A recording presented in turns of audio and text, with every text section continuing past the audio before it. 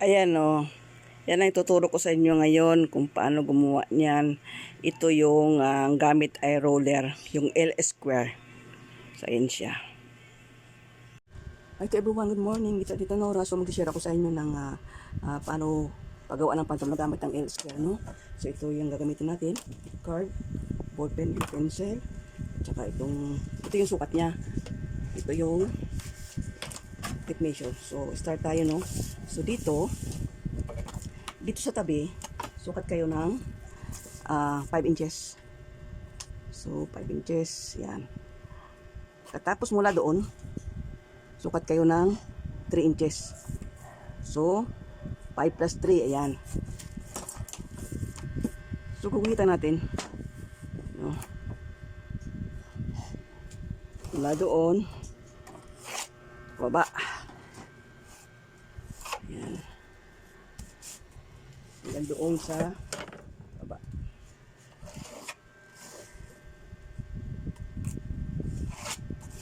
Ayan. So ngayon kukunin natin yung kanyang length. Ang length niya ay 35. So minus 1/2 para sa waistband niya. So ayan. 35. Ayun, 35. So ayan. So, ganun din doon. 35. Subuhitan natin.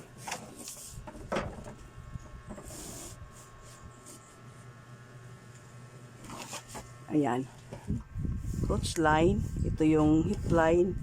Ito ang nail line. So, ang nail line mula dito hanggang dun sa bottom, sukatin mo yung katapos hatiin.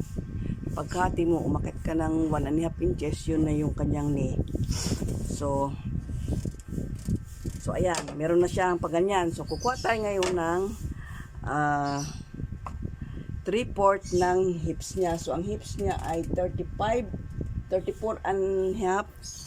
So, magiging, ayan, 14, 17, and dito sa gitna, ng 17 at 18.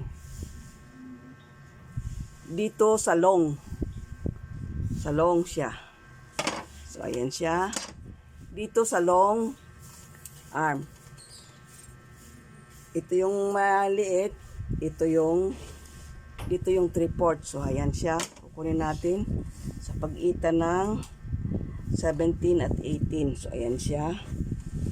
And then, after na maguhitan natin yan, simula doon, sukat tayo ng 1/8. Dito sa 1/8.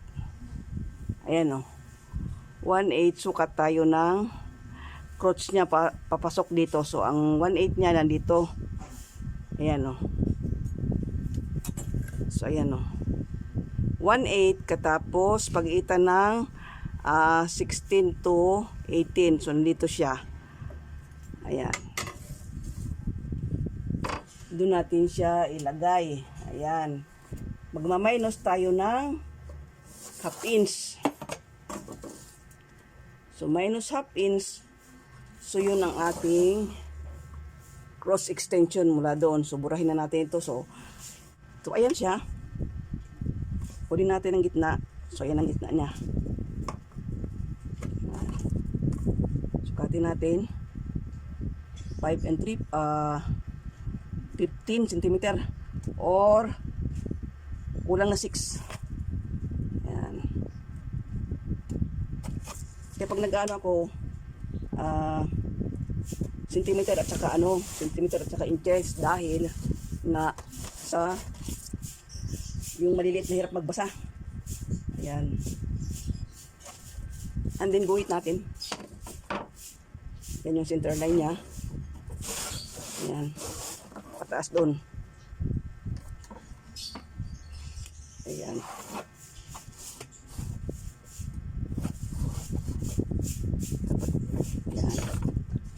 So, yan siya. Nung buburay natin yung mali. Yan.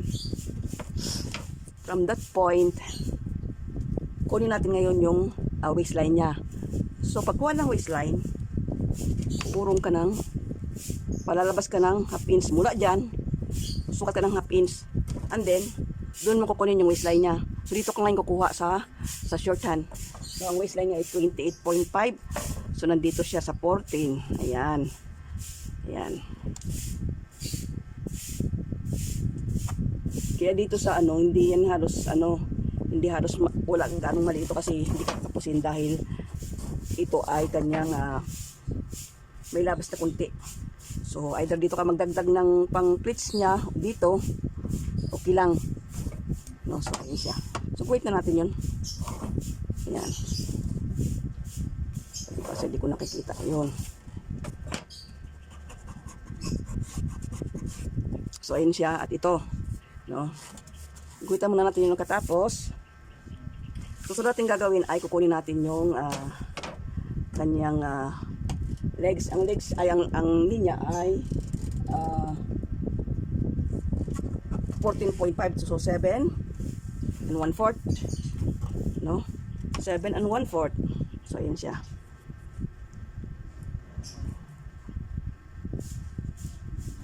So diyan magdadagdag tayo ng 1 inch, so magiging 15 and 1/4 dahil ito ay hapit ang kanyang knee. So magiging 3 and 3/4. 3 and 3/4. Ayan.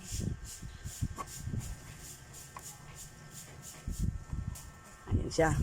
And then dito sa lalayan, kasi ito ay bell, so 5 and 1/4. So mamaya, ito yung gusto niya, pero mamaya akin din siyang kung okay ba yung sukat niya, kung even ba, no? So ayan siya. Katapos dito sa legs, bababa tayo ng 4 inches mula sa kanyang dito sa kanyang crotch line, 4 inches. Ayan, 4 inches, and then guhit.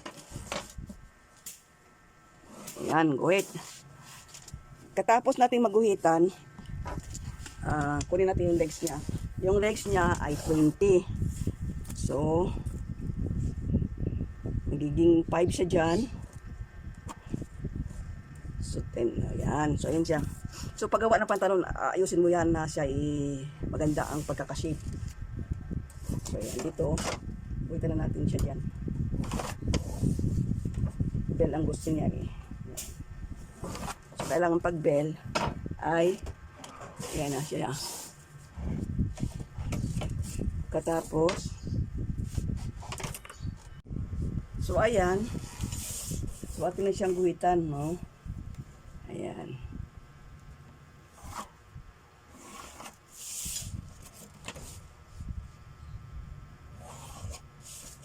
Tapos, always dito, ha?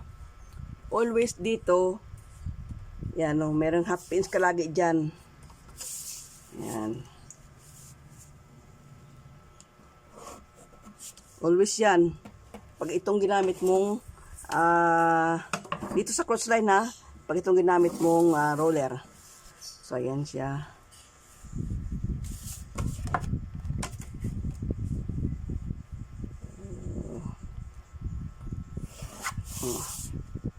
So, ayan na siya. Diba? Ayan na yung kanyang front. So, front yan. So, dito naman tayo ngayon. Tapos na yung front natin. Yung para makuha natin ang likod, no? So, ayan, no? Tuturo ko sa inyo. Dito sa 112. Ayan, sa 112, oh. 112. Ayan yung 16, no? 16 kasi 35. So, nandito siya sa pagitan na yan. So, ang gagawin ko naman, dito na ako sa 18, no? Ayan, sa 18 na ako. Tapos, magpa-plus ka ng 1/4. Magpa-plus ka ng 1/4. Ayan. Yan yung extension ng crotch ng likod. So, ayan. And then dito, 3/4. At tirang 3/4. Dito rin 3/4 din. Tapos dito half inch lang. Half inch. Half inch. Ayan, half inch din dito.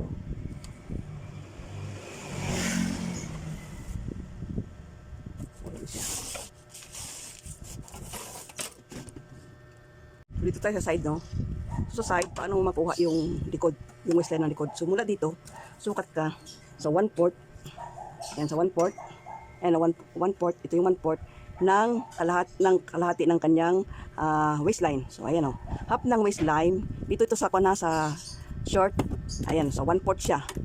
Ayan, 1/4. 1/4. Dito tayo sa ito pagitan ng 18. Ayan. So ayan. Guhit natin yan. Ayan. Katapos, dito mula dito, sa gitna, taas tayo ng 1 1/2. And then, ipaganyan natin siya. 1 1/2 dun ha. Katapos dito, 3/4. 3/4. Ngayon, para makuha mo, so ang waistline niya ay 7 1/2. 7 1/2 plus 1/2. So, 9 inches. So, mula doon, ayan, 9 inches.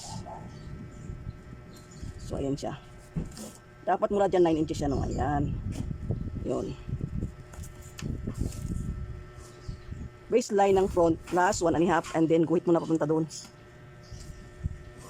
Ayan. So, ayan siya. And din dito, half inch yan ano. Layo ko rin ng half inch dito. Katapos, pag ganyan na. Or pag ganyan. Yan. Katapos, ganyan. And then, guhit na pa ganun. Kasi ito bell bottom. Ayan. Katapos, susukatin mo ito. Ayan o. Susukatin mo siya. So, ito ay 3 3/4. So, mula dyan sa 3 3/4. And then, baba ka dito ng 1/4. Para sa back ito ha. Ayan. And then, saka ka naman murbadang pa ganyan. Ayan. No? Katapos, yun na itong ano. Ayan.